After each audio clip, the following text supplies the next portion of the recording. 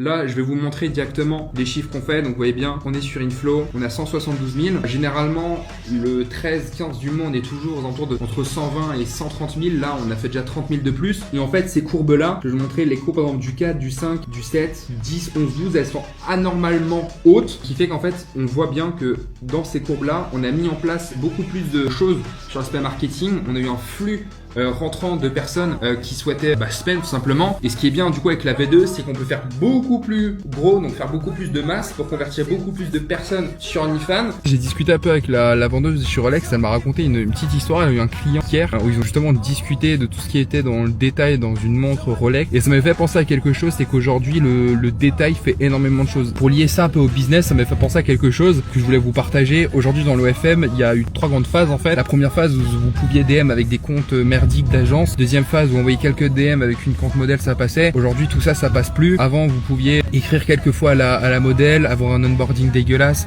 une stratégie pas ouf, ça passait quand même. Aujourd'hui tout est dans le détail, que ce soit sur l'onboarding, la gestion de la modèle, les scripts que vous donnez aux chatters. C'est pour ça qu'aujourd'hui si vous vous lancez dans le FM, si vous voulez réussir, créer un vrai empire et pas rouler en Renault Twingo pour les 20 prochaines années à venir, soyez dans le détail, soyez minutieux, persévérez.